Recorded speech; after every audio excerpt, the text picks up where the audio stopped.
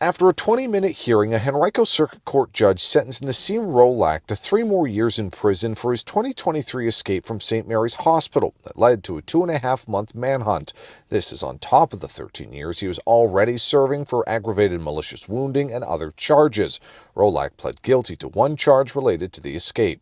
When he was in the St. Mary's Hospital being treated, he was still under custody as a Department of Corrections inmate. Prosecutors laid out what they would have proven had the case gone to trial. They said Roulack had been sent to the hospital from prison when he complained of seizure-like symptoms.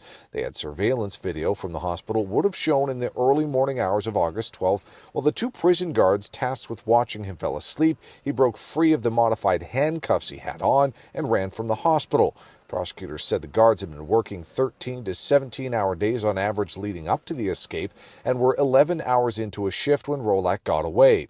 Unfortunately, under circumstances, did not perform the way that they had wished to perform, but it also highlighted some of the constraints that we're dealing with in our Department of Corrections facilities and what we're asking of employees in the Department of Corrections. Prosecutors say Roulack would next be seen about an hour later on a home security video about a half-mile away in Richmond, now carrying a backpack. They add Roulack then broke into that home and took clothes and money and then disappeared for the next 2.5 months. During his time on the lam, Roulack, who went by the stage name Little Nas, released a music video bragging about his escape. He was also named as a suspect in a carjacking in Montgomery County, Maryland in October 2023. Later that month, Roulack was finally caught by a fugitive task force in Fairfax County.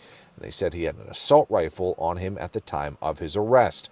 Henrico County Commonwealth's attorney Shannon Taylor says bringing Roulack back into custody was the result of amazing teamwork. When you have numerous law enforcement agencies working together, how they can work together and we can find the bad guy. And prosecutors say while this has wrapped up the case here in Henrico County, there are several more charges that Roulack is facing associated with his escape, including a break and entering charge in Richmond, a gun charge in Fairfax County, and a carjacking charge in Maryland. In Henrico County, Cameron Thompson, CBS 6 News.